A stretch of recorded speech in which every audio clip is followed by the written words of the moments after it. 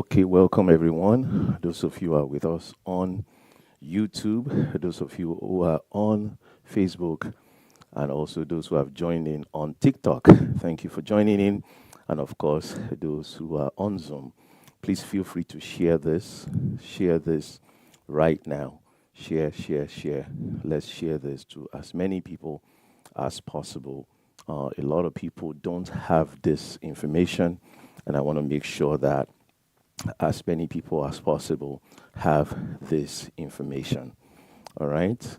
Grant Funding Secrets. That's the title of this workshop. Grant Funding Secrets. 5 things you must know before applying for grants. Right? 5 things you must know before applying for grants.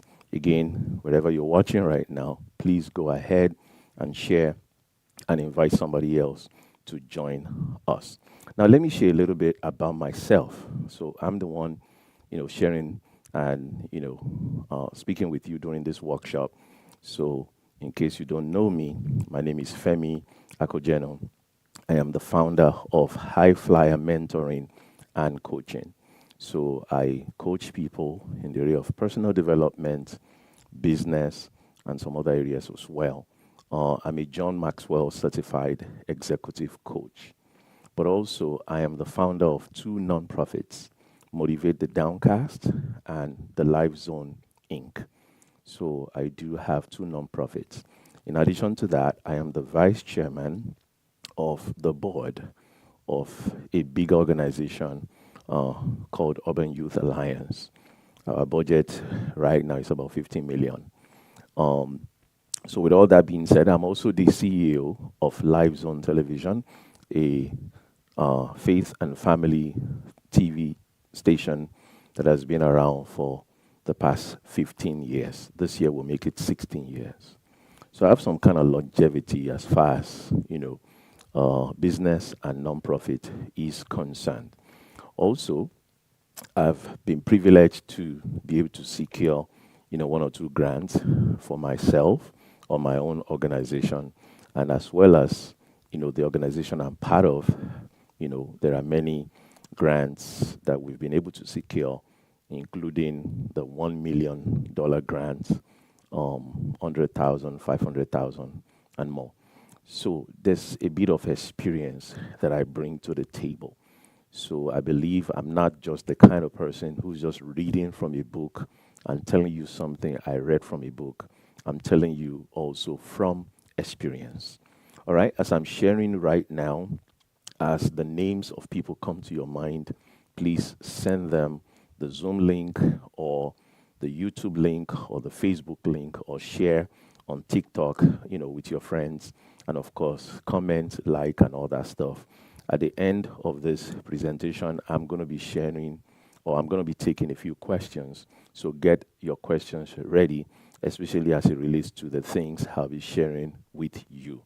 All right, I said earlier that the title of this workshop is Grant Funding Secrets, 5 things you must know before applying for grants.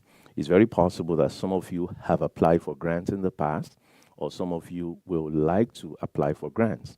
Maybe some of you have not really considered it, but you are doing something positive in the society, in the community. Well, this is a good workshop for you. So it will help you to understand how the work you do, the great work you do, if you're a pastor, if you're a minister of the gospel, if you're a nonprofit, person who has started a nonprofit organization, maybe you're not even, you have not incorporated a nonprofit organization per se, but you do things. You maybe, you are from a country, other than America, and you send, certain relief packages home, you feed the people, the poor, all that kind of stuff. Well, this is good for you, because then you learn how you can take advantage of the various funding that is available out there. All right, I have 5 things to share with you.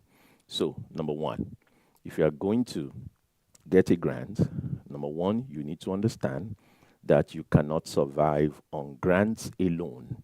You cannot survive on grants alone. Now, sometimes when people are looking for a grant, they think all they should focus on alone is just securing that grant. But you'll find out that, even for those who are in the nonprofit space, um, that you need multiple streams of income, right?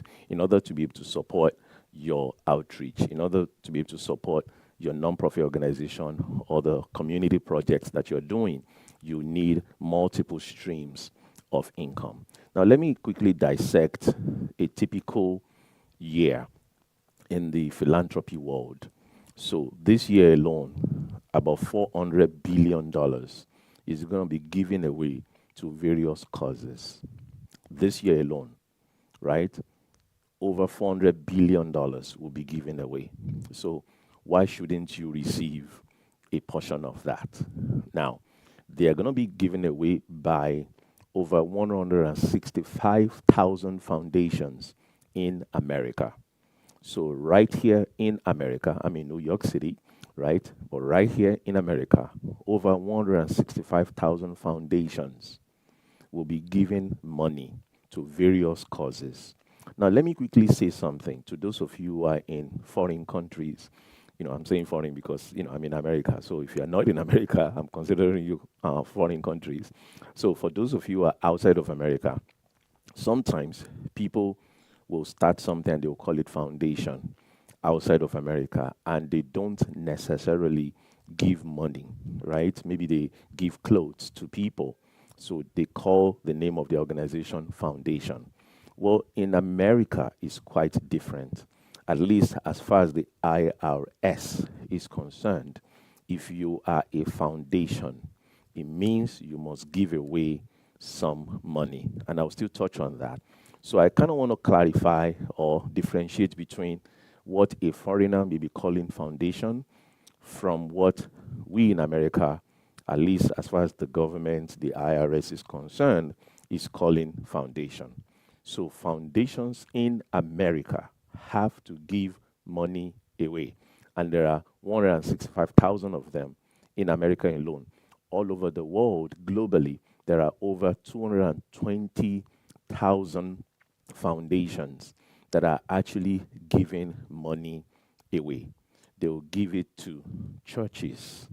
Now, I'm going to still touch on that as far as churches are concerned, because many churches don't know how to access the fund because they use the wrong language. So I'll still touch on that.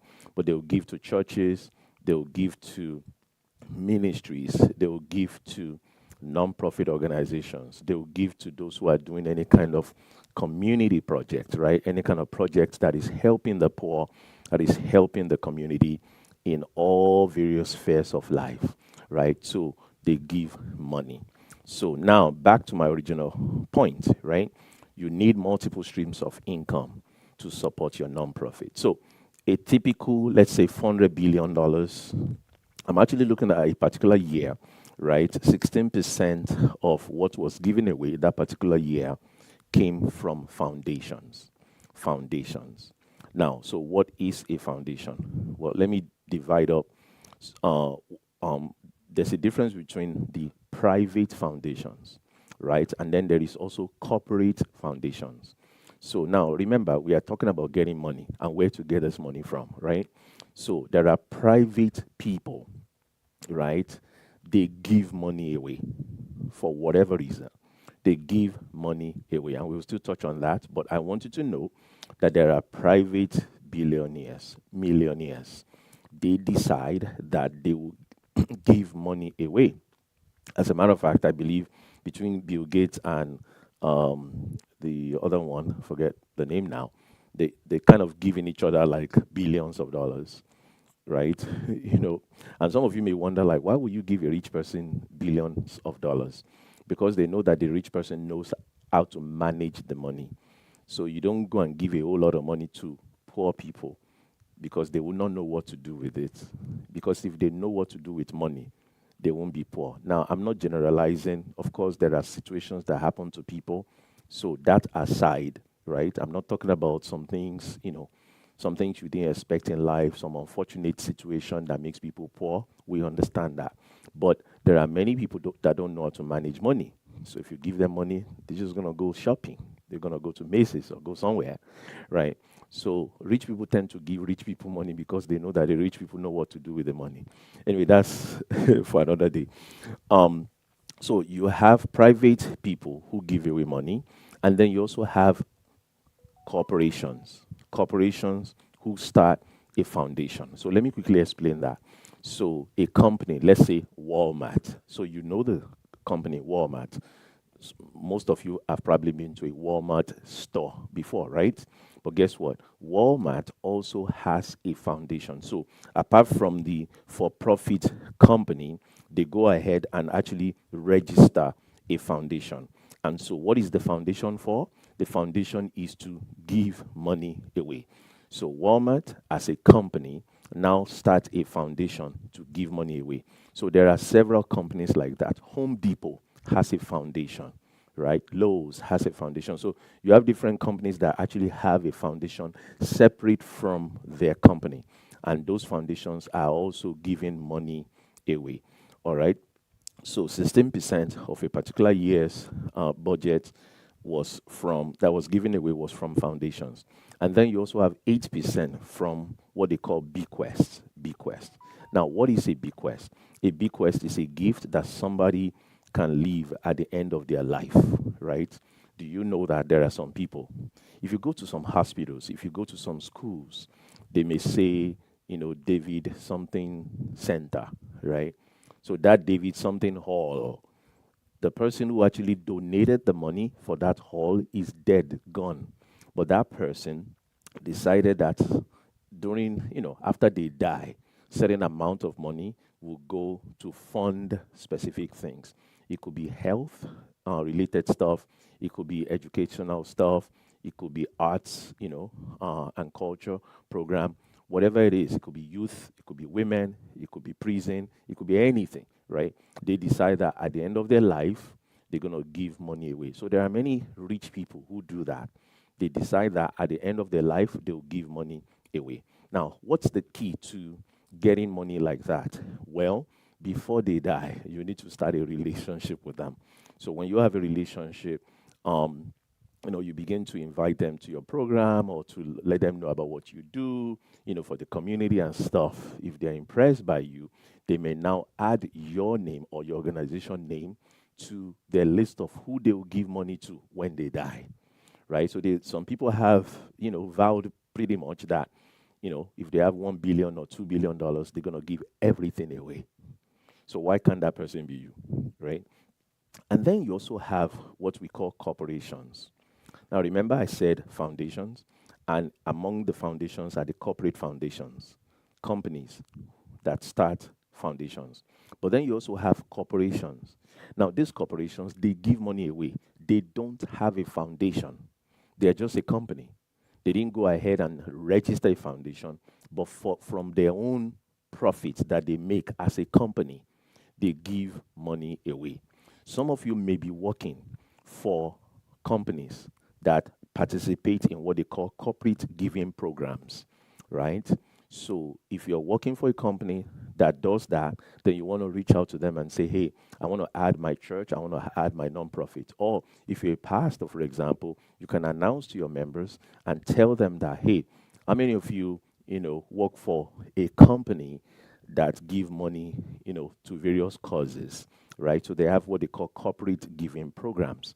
So if the members of your church or your organization work for companies like that, then you want to encourage them to get your name, right, to get your organization on the list. So that way they will be able to donate some money to your organization. Sometimes when we talk about corporate giving programs, you also have money from marketing department of the corporations. One example would be, let's say, health insurance companies. I've been privileged to be able to get money from health insurance companies before, right? So they have the marketing department.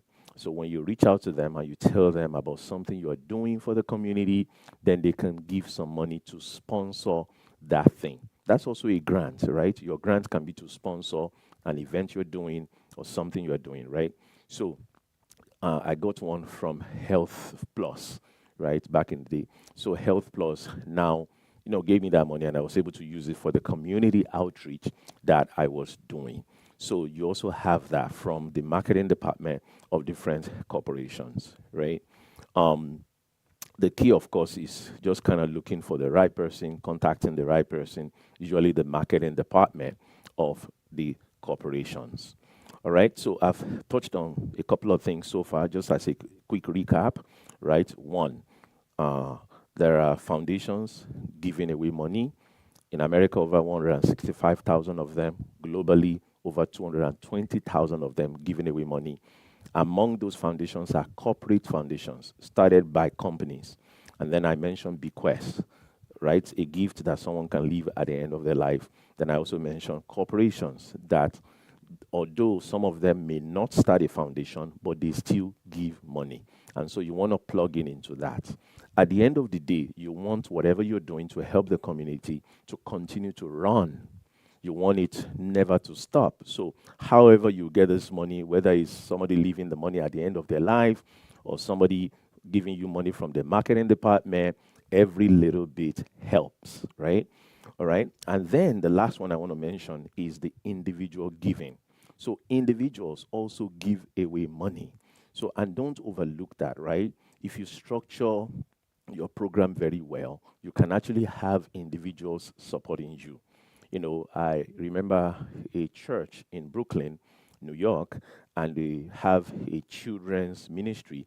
And eventually they kind of structured it where, they are able to say, give this amount and support one child. Give, this amount and support 5 children, So they structure it that way. So you can decide how many people you want to support.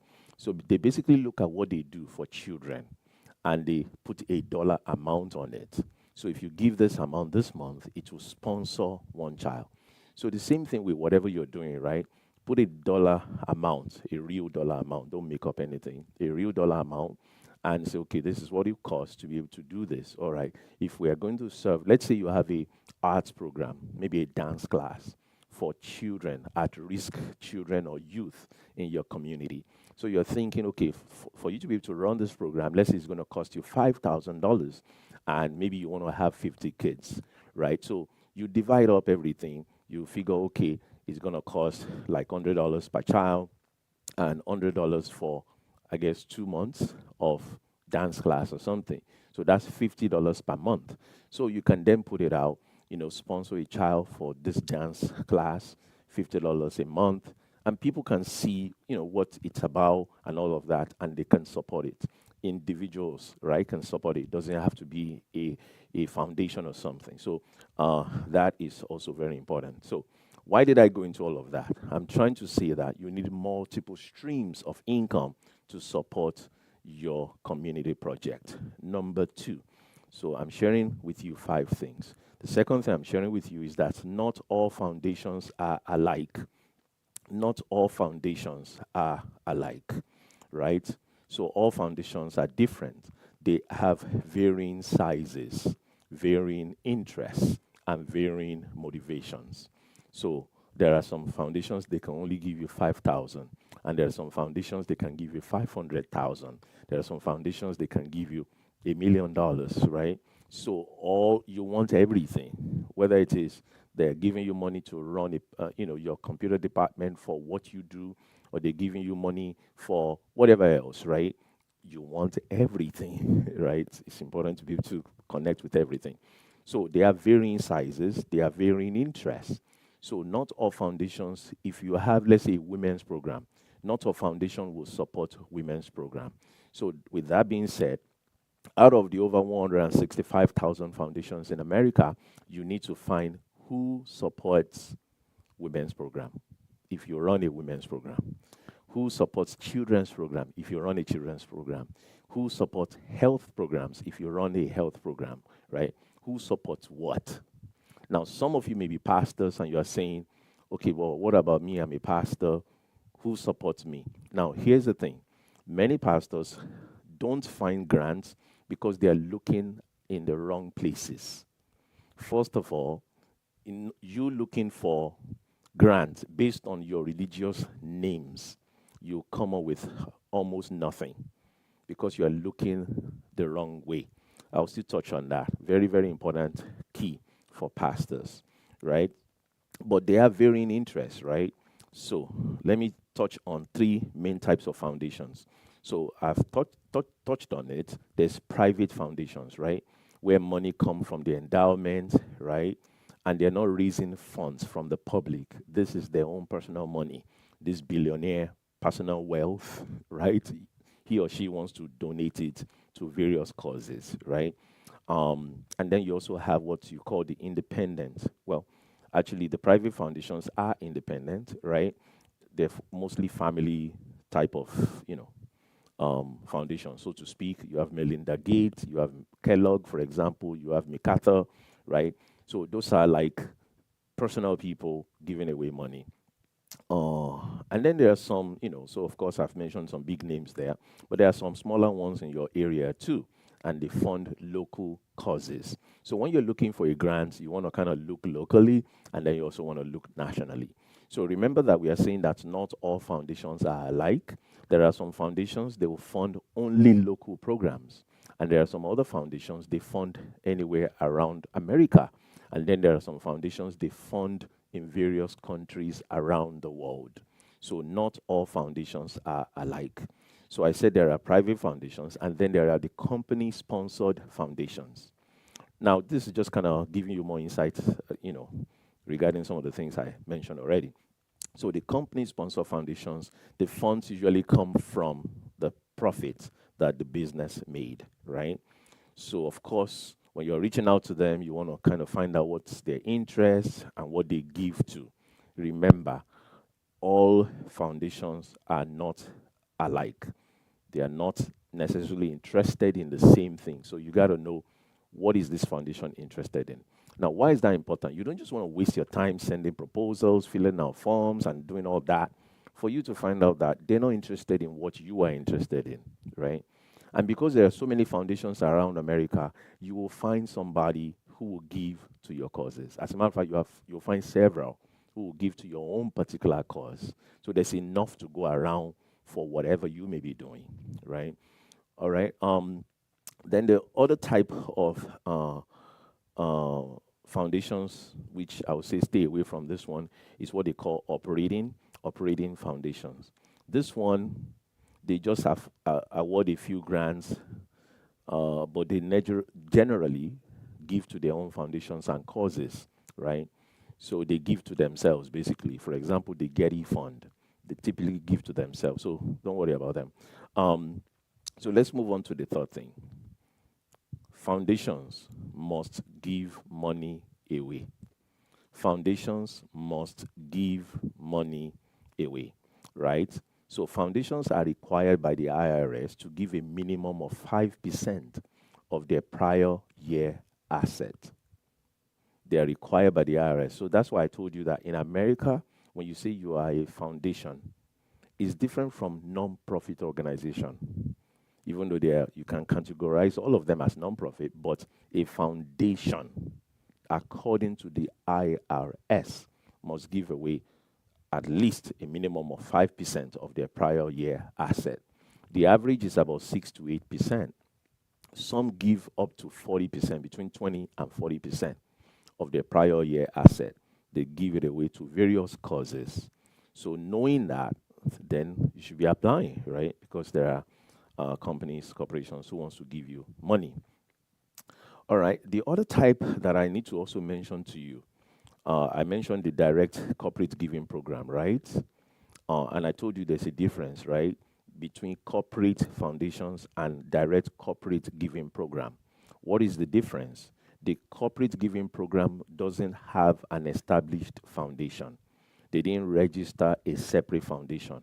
They just give from whatever profit they made. So that IRS rule does not apply to them, right? And it's quite difficult to track them. So that's the other thing. Now, there are some grant-making public charities out there as well, right? These grant-making public charities, they usually will raise funds from the public and from wealthy people, and then they'll give it away. So you call them community foundation. So you may want to also look for some community foundations in your area. Now, as we've been talking about this grants, grants and getting grants and all that stuff, you'll be surprised some statistics about these things. Can you believe that 90% of US foundations, 90% of US grant makers, so foundations, grant makers, they are basically referring to those who give the money away. 90% of foundations do not have a website. Can you imagine that? They give money away, but they don't have a website. So when you go Googling, you will not find them. That's crazy, right? And then only 1% of foundations put out what they call open RFPs. Only 1% of foundations put out what they call open RFP. Now, what is RFP? RFP is request for proposals. Request for proposals. So now, what that is this. They will send out a notice that we want to fund this cause, that cause, that cause. We want to fund. Send us your proposal so we can choose who we will fund. That is an RFP, a request for proposals. Only 1% of foundations put out a request for proposal. Now, I have a platform called Grant Zone. It's a grant directory. And for 2026, I have uploaded thousands of RFPs for 2026. So basically, various organizations that are saying, send us your proposal. We want to fund. Now, I love requests for proposals because at least you know these are people ready to fund. Yeah, at least it informs you that, okay, let me send my proposal. They're ready to fund, right? No, that's not the website for my. As a matter of fact, if you're watching, okay, so maybe not for those of you on Zoom, for those who are watching on YouTube and on Facebook, the links will be there already. But for those of you on Zoom, you'll get the links. You'll get the direct links to be able to sign up for this list, right? But I wanted to highlight that because sometimes people are busy looking for, they're looking for grants, and they're like coming up with nothing.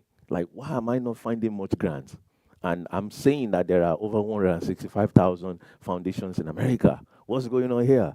Well, that's why, because 90% of US foundations do not have a website, right? And also, only 1% of foundations put out what they call open RFPs. Can you just imagine that? All right, but we have thousands listed, and I'll still touch on that so that you know how to access that.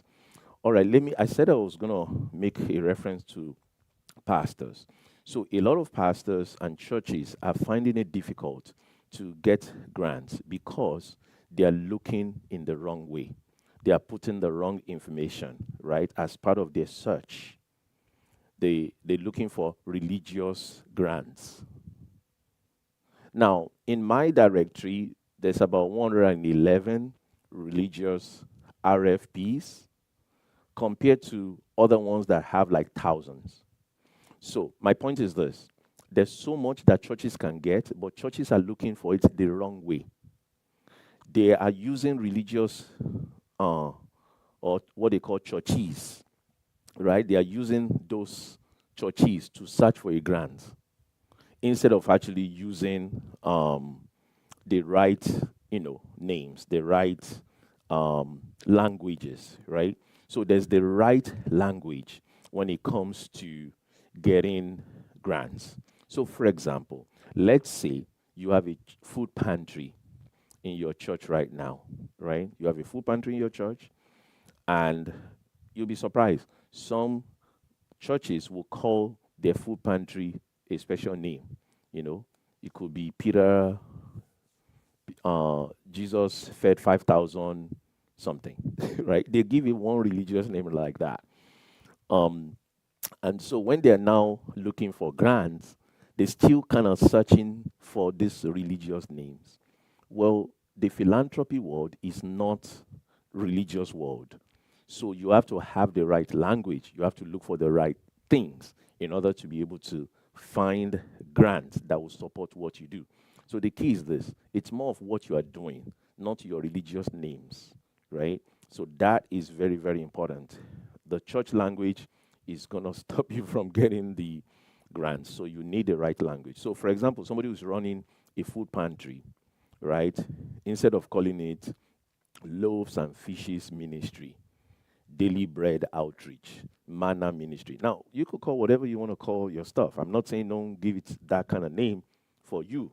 But when you're searching for a grant, you don't bring those names over there, right? What you need to be telling them is, I am involved in hunger relief initiative, hunger relief initiative, nutrition assistance program. Now you're talking their language. Now they want to support what you're doing because now you're talking the philanthropy language, nutrition assistance. Yes, we're going to fund that. Your church is doing that. Yes, you're going to get money. But if you say, give loaves and fishes ministry money, no, because it sounds too churchy anyway. And they feel like, oh, you're going to discriminate. They feel like you're only going to give to the church people and you will not give to the community. A lot of churches are getting it wrong. So if you're a pastor watching me right now, now you understand. And if you know a pastor, tag a pastor right now. Share this to your pastor right now. The reason why they're not getting grants is because they keep using church language, and they're not supposed to do that. They're supposed to use the right kind of language, right? So let's say, I'm just going to touch on one or two or three. I want to convince those of you who are in ministry who talk like this to understand that your language is the reason why you're not getting the grants. It's not because they don't want to give it to you. So let's say you provide housing and shelter, right? So instead of saying, oh, Haven Ministry, Dwelling Place Ministry, House of Refuge, those spiritual language you keep using, how about you say emergency housing assistance, right? Homeless outreach programs or transitional housing, right? The kind of language that they talk in the philanthropy world, right? That's how you get these things, right? Very, very important. If you keep using the wrong language, you will get nowhere. All right? How about some people? They actually give financial assistance, right? Now, the church people may call it Good Samaritan Fund, or they may call it benevolence ministry. Now, we know what you're doing in the church. We know that you are, helping people, with some cash and stuff like that. But in the philanthropy world, right, you call that emergency financial assistance or utility assistance program. You call it the right things, right? You don't call it the church stuff. That is why you are stuck. And even when you're looking for stuff, you keep using church names to search for stuff. That's also why you are stuck. Now, somebody may say, wow, this is interesting. I would love to know all these languages, the right funder language, the right grant language. I would love to know this. I have already put something together and you can get it. So let me quickly take a minute or two. I still have 3 more points to share with you, but let me use a minute or two to share with you a few things that I have that can benefit you. Number one is this funder language, right? It can really benefit you. So I have put something together like that I call the funder language, and this funder language can really benefit you. So if you're interested, you can sign up. There is a small fee for it, but you can get the funder language. So that way, you know what to call what, and you can begin to secure funding. So that's number one. Number two, I'm sharing with you 5 tips, right? Of course, I'll send you the link. So I'm sharing with you 5 tips, but actually there are 10 things that you need to know. And so if you're interested in the full, list of 10 things, then I will also send you a link. For those of you who are watching on YouTube and Facebook, you have the link already. But for the rest of you, I'll send you the link um, so that you'll be able to get that. It's an on-demand video. And in addition to giving you the full 10 tips, you also get some sample proposals that some organizations have used to get a grant. Real proposal, real life, real proposal that has been used to get grants. I'll send you that. Then I will also send you what they call letters of inquiry. Letters of inquiry. So what is that? Sometimes the funders, the foundations, they don't want you to send them the full proposal yet. They may say, just send us a letter of inquiry. So I'm going to send you sample letter of inquiry that was used to secure funding as well. All right, so that's the second thing I have for you. Number one, the funder language. Number two, the full 10 things you need to know, including the sample letters, the sample grant proposal. So you can read through it and kind of have an understanding of how it goes. But number three, I actually also have an on-demand video for grant proposal writing workshop. So I actually have the grant proposal writing workshop, right? I did a workshop where I explain how to write a proposal, and I also gave you handouts, right? Some things you can fill out and all that stuff. So if you're interested in that, you also can get that from me. Then also, I have a one-on-one coaching that I do. So with the one-on-one coaching, you can literally sit with me either on Zoom, if you're local, in person, and I will walk you through for an hour how you should structure things as far as your community project or your nonprofit or whatever your church is doing, right? If you want to kind of put it all together, structure it properly, we can talk about it, whether it's the documentation aspect of it or just how to structure your program. Sometimes you have ideas, but you just don't know how to put it all together. Or maybe for you, you are yet to start, but you would like to start and you want some guidance on that, right? I can help you with that. So I offer one-on-one coaching, and I'll also send you, the information on how to secure a one-on-one coaching. 1 hour with me is just $99, and you'll be able to ask me all the questions you would like to know. And then I also have the grant zone, right, that has thousands of grant funders listed on there. But in addition to that, thousands of RFPs for 2026. So I'll send you all that, right, so that you can sign up for the grant zone. So the link, for those of you who are watching on Facebook and on YouTube, if you just kind of scroll down, you see all these links already. But if not, then you can get the link when I send out the link information to you. And finally, at the end of this month, on March 28th, I'm going to be offering the School of Money workshop. School of Money. I found out that the reason why many people are broke, they pray for money, they pray about money, but they don't have knowledge about money. So this School of Money is how to make money, manage money, and multiply your money. So if you are, somebody who says, what, I would like to build wealth, I would like to be wealthy, there are many, many things to understand about money. We'll touch on investment, we'll touch on the various aspects, savings, budgeting, and all that good stuff. We'll touch on making money, we'll touch on managing money, we'll touch on multiplying the money, we'll touch on where money hides, and many other stuff. So I'll send you the link if you want to register for it so that you can register and position yourself to become wealthy.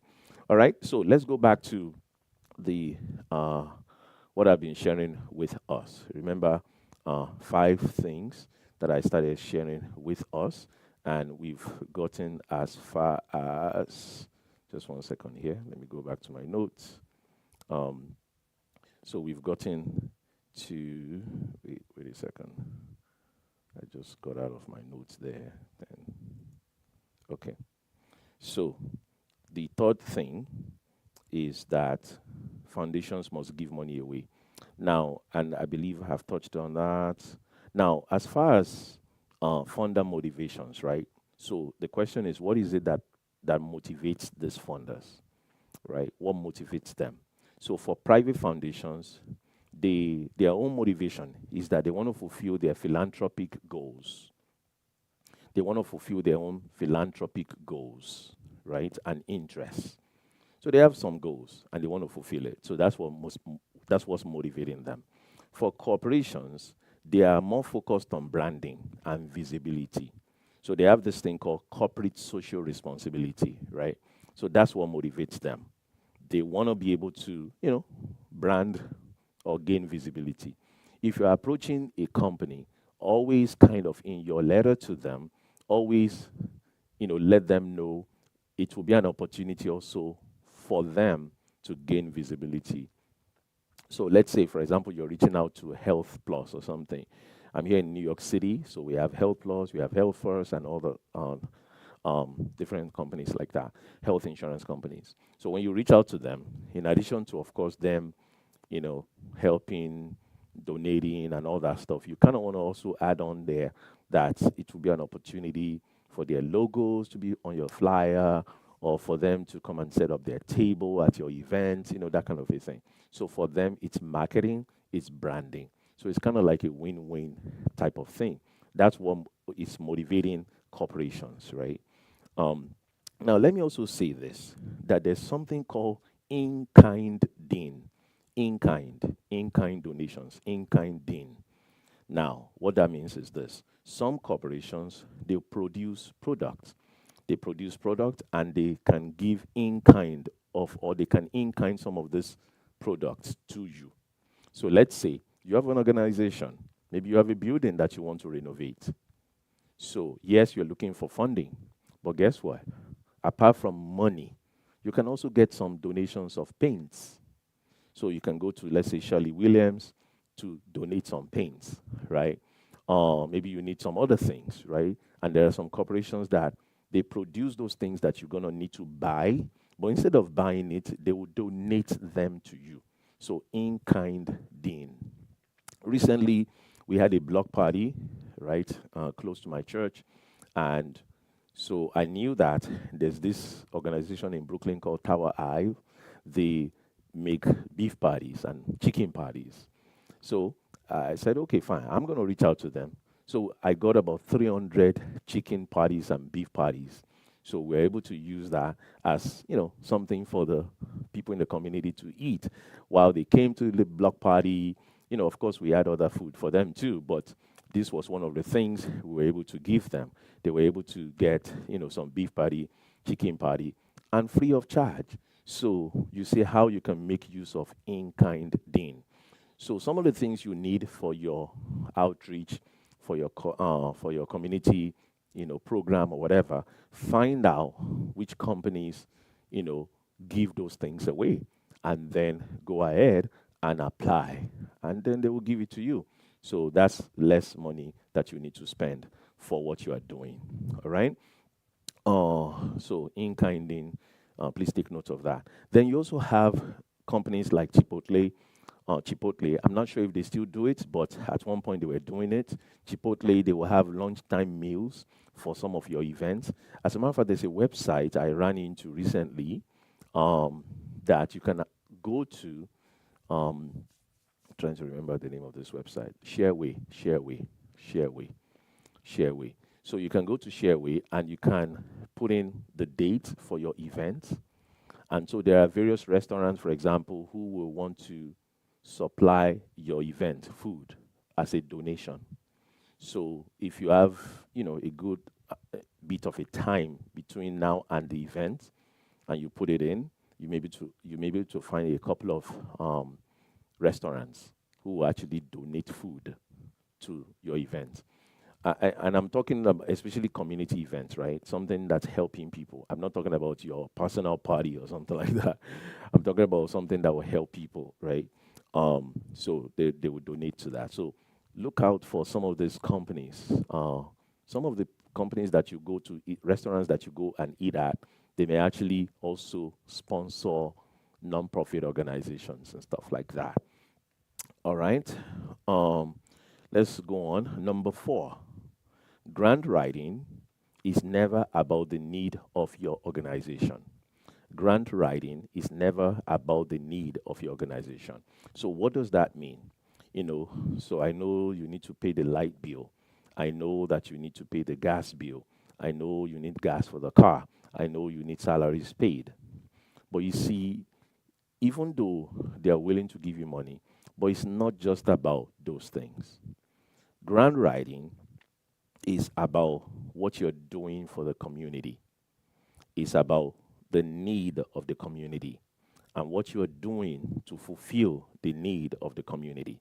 So that means that you need to be aware of the community needs and have the knowledge on how, to meet those needs. Now, don't get me wrong. The grants you get can also help cover some of those things. But you don't approach a foundation to say, we need our light bill paid. Come and pay our light bill. That's not what you do. What you do is you introduce your organization, you introduce what you do, the community program, project, right? That's what you talk about. Now, if they give you money, then you now know, how to divide up the money, which one can go towards maybe with salary, which one can help to pay for the gas, the lights, the rent, all that stuff. But you don't make it about, I need money for rent. No. You make it about, this is the program we are running, this is the problem in our community, this is what we are doing about it. That's what they want to sponsor. They want to sponsor what you are doing for the community. They are not sponsoring your light bill. They're not sponsoring your rent. They're sponsoring your program that is helping people. Now, of course, in a proposal, there is a budget included. In that budget, you put your rent, your mortgage, if there's a mortgage involved, you put, light bill, salary and all that stuff, right? There's a budget to run your program. So you're going to put all that there. But when they give money, they're not giving money because, we see that you need to pay salary, so we're giving you money for salary. No, they're giving you money to fund your program. So we see that you are helping 50 people get out of, the streets or something. You're helping this amount of people, to learn how to write, how to read or something, like some literacy program or something, or financial literacy program. So they see what you're doing. That's what they are sponsoring, all right? So keep that in mind. Now, let's touch on credibility. Credibility. So if you want to maximize getting grants and funding from foundations, number one, you need to be a legal nonprofit, right? Be a legal nonprofit. Number two, do you have a compelling mission that is compatible with the funder's focus area? So you need to have a mission, right? This is what we do. Now, if you're approaching a particular foundation, then the question is, what you do and what they fund, is there a match, right? What you do and what they fund, is there a match? So if what you do and what they fund, there is a match, then, of course, they'll be willing to fund you, right? Also, do you have strong leadership? Now, when you are setting up a nonprofit organization, typically, in your paperwork, you include, at least in New York City, you include 3 board members, right? Then eventually, as you expand or if in the beginning you have more, you can put them there. But at the very least, they require that you put 3 board members. Most people, when they're opening up their nonprofits, they'll just put anybody, put themselves, put 2 other people just to start. I get that. However, if you now are ready and serious about securing fundings, then you want to begin to replace the names that you just put there just to put a name with quality people, quality names. In the organization that I serve as the vice chairman of the board, we are constantly, getting more people on board and stuff. So we look for quality people, and we try to diversify in the area of what they do, right? What do you call that now? Careers and stuff. So whether it's somebody who is a lawyer, somebody who's an accountant, somebody who's a business person, a clergy member, just kind of diversified. Somebody in the health field, is kind of diversified. So I'm saying that if you're really serious about getting funding, don't just put just anybody in your leadership or in the board, right? Preferably some people that are doing something visible in the community, put them there. All right. Another thing is you want to make sure you have a high quality program that meets a real need in the community, right? So make sure you actually are meeting a real need in the community. And then another thing is make sure you also have a strong organization and organizational and financial infrastructure, right? So financial information and statements and stuff like that, you want to start to put them together. Now, obviously, if you're just starting out, you don't have a lot of these things, right? But what you want to do is you want to begin to put them together, right? You start from somewhere. Don't feel intimidated. Oh my God, I don't have all of this. You don't need to have all of this, but start and be consistent. Honestly, for those who are serious about getting grants, I'll say that it is not a sprint, it is a marathon. It is not a sprint, it's a marathon. So don't think that, oh, I need a grant, so I should get it this month. It usually doesn't work like that. Between now and the time you get a grant, look at between 9 to 12 months. Between 9 to 12 months. So if you have this mindset of desperation of I just need grant right now, I just need money right now, this is not for you. Those who are in the philanthropy world understands that it's something you commit to and you continue to do whatever you need to do, and all that stuff. If you get a grant, quicker than that, that's good, but it's not always a guarantee that it will happen so quick, right? There's a process. There's submitting your proposal. There is also them choosing, they have a time period through which they look at proposals and choose who they're going to give, all that kind of stuff, right? Now, typically, grants are given to those people who have a 501c3. So if you are a nonprofit with a 501c3, right, you stand a better chance of getting a grant. Most of the time, the funders are looking for you to have a 501c3. Now, if you don't have a 501c3, there is hope for you. Very few will give to those who don't have 501c3, but what you can do is you can use a fiscal conduit. A fiscal conduit. So what is a fiscal conduit? That is someone who has a 501c3 and they will receive the money on your behalf. So when you are applying for grants and you don't have 501c3, you can let them know that you have a fiscal conduit. So they understand what that means. So that if they choose your organization, they'll send the money to the fiscal conduit and the fiscal conduit will give it to you. Now, there are agreements, of course. As a matter of fact, there is a whole business out there where some organizations set up themselves as fiscal conduits. Because truth be told, not everyone wants to necessarily be in the philanthropy field. So I'll give you an example. Let's say you are an artist. Maybe you play the sax, and you feel like this summer you want to teach 15 kids how to play the sax free of charge, right? As a way of giving back. You may not want to set up a whole non-profit and be applying for 501c3 and all that stuff. This is not something you want to be doing all the time. You just want to do this one time. So you can collect your money through a fiscal conduit, do the program, and that's it. You don't have to register anything, right? So that could be just a program that you go through the fiscal conduit. So that's also something that's possible. So if you're listening and you're saying, I don't have 501c3, that shouldn't stop you. Somebody else have 501c3, and then you can get the money through them. The key is, of course, you want to put something in an agreement. Now, out there, those who are set up as a business, right, to be a fiscal conduit, they typically charge maybe about, up to 15% or so, right? They can charge up to 15%. So, of course, you all can agree, okay, because you are my fiscal conduit, take 10% out of the money or take 5%, whatever you agree to, right? But, and if you are able to get somebody who just, accepts the money on your behalf and don't charge you nothing, maybe a friend, a church that you're part of or something, that's fine too, right? It's possible.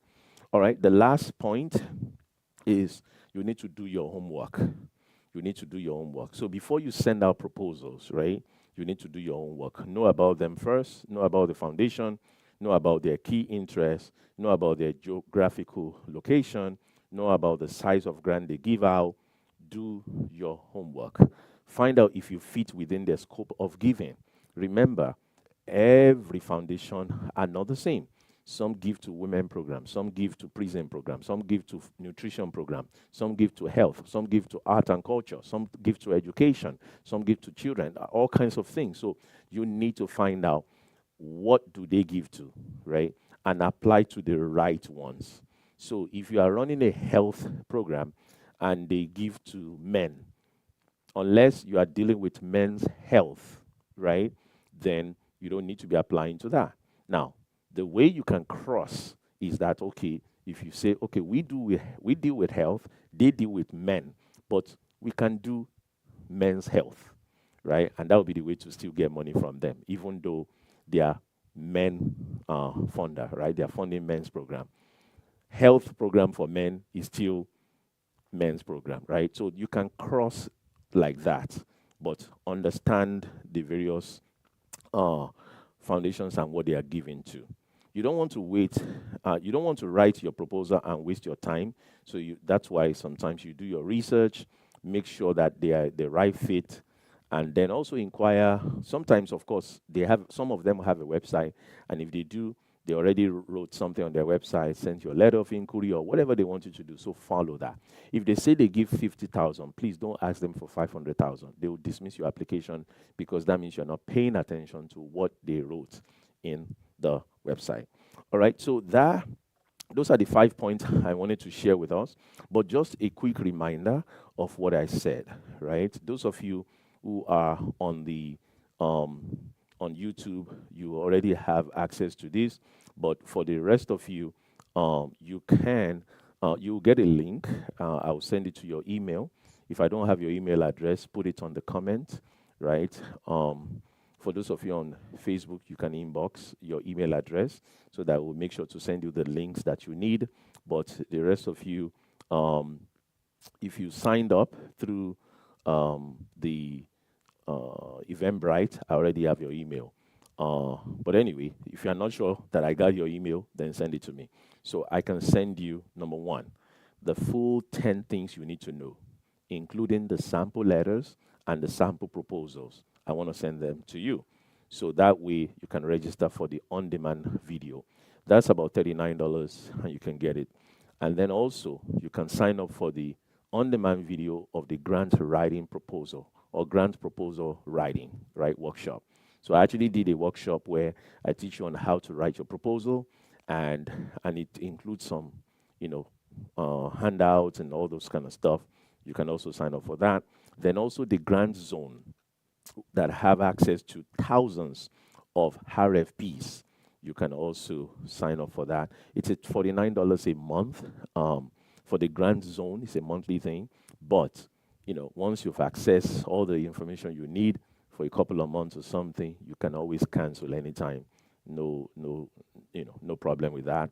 And then also, if you're interested in sitting with me for a one-on-one coaching where we go and plan together for your nonprofit, you can also sign up for that. That's $99 one time. And then the School of Money is at the end of this month, March 28th.